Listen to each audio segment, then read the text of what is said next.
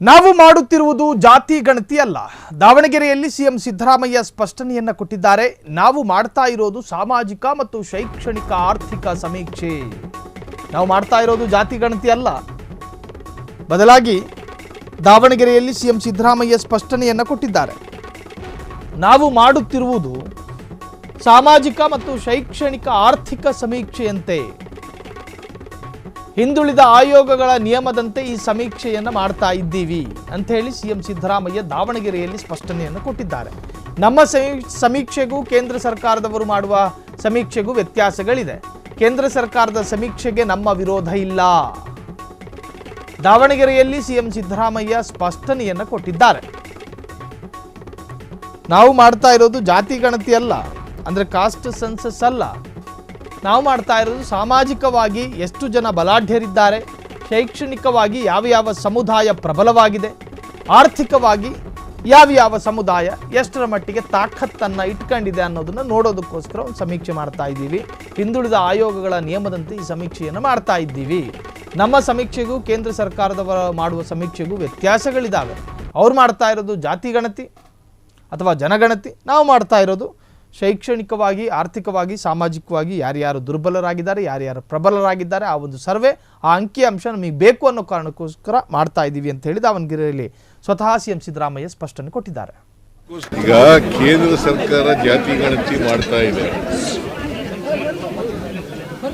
ಅದು 27ನೇ ಇಸ್ವಿಯಿಂದ ಮಾಡ್ತಾರೆ.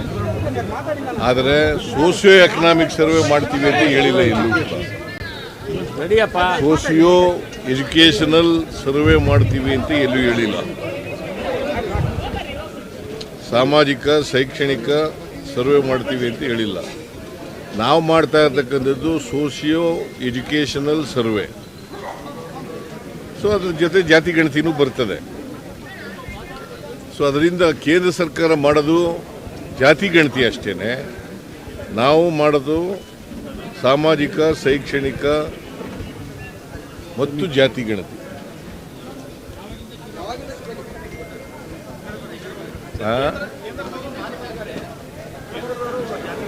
ಅಲ್ಪ ಅವ್ರು ಮಾಡಲಿ, ನಮ್ದೇನು ತಕರಾರು ಇಲ್ಲ. ನಾವು ನಮಗೂ ಅವ್ರಿಗೂ ವ್ಯತ್ಯಾಸ ಏನು ಅಂತಂದರೆ, ನಾವು ಸೋಷಿಯೋ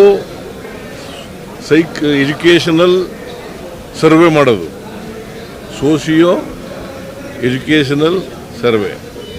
ಸೊ ಯಾಕೆಂದರೆ ಸಾಮಾಜಿಕ ನ್ಯಾಯ ಮಾಡಬೇಕಾದ್ರೆ ನಾವು ಅವರಿಗೆ ಸೋಷಿಯೋ ಎಜುಕೇಷನಲ್ ಆ್ಯಂಡ್ ಎಕನಾಮಿಕ್ಸ್ ಪರಿಸ್ಥಿತಿ ಗೊತ್ತಿರಬೇಕು.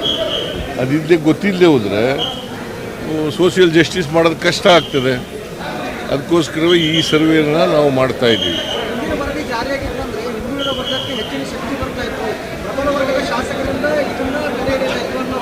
ಪ್ರಬಲ ದುರ್ಬಲ ಅಂತಲ್ಲ, ದುರ್ಬಲರು ಆಕ್ಷೇಪಣೆ ವ್ಯಕ್ತ ಮಾಡಿದ್ದಾರೆ, ಪ್ರಬಲರು ಆಕ್ಷೇಪಣೆ ವ್ಯಕ್ತ ಮಾಡಿದ್ದಾರೆ. ಅದರಿಂದ ಮತ್ತೆ ಅದು ಎಲ್ಲಕ್ಕಿಂತ ಭಾಳ ಮುಖ್ಯವಾಗಿ 10 ವರ್ಷ ಆಗ್ಬಿಟ್ಟಿದೆ. Section 11 of the backward class act ಪ್ರಕಾರ, ಸೆಕ್ಷನ್ 11 ಕ್ಲಾಸ್ 1 ಅದರ ಪ್ರಕಾರ 10 ವರ್ಷ ಆಗಿದ್ದರೆ ವರದಿ, ಹೊಸ ವರದಿ ತರಿಸ್ಕೋಬೇಕು ಅಂತ ಇದೆ. ಅದಕ್ಕೋಸ್ಕರ ಮಾಡಿದ್ದೀವಿ. ಈಗ ಕೇಂದ್ರ ಸರ್ಕಾರ ಜಾತಿ ಗಣತಿ ಮಾಡ್ತಾ ಇದೆ. ಅದು 27ನೇ ಇಸ್ವಿಯಿಂದ ಕ್ಷಣ ಕ್ಷಣದ ಸುದ್ದಿಗಳಿಗಾಗಿ ಫ್ರೀಡಂ ಟಿವಿ ಸಬ್ಸ್ಕ್ರೈಬ್ ಮಾಡಿ, ಲೈಕ್ ಮಾಡಿ ಹಾಗೂ ಫಾಲೋ ಮಾಡಿ. ಹೊಸ ಸುದ್ದಿಗಳ ನೋಟಿಫಿಕೇಶನ್ಗಾಗಿ ಬೆಲ್ ಐಕಾನ್ ಮೇಲೆ ಕ್ಲಿಕ್ ಮಾಡಿ.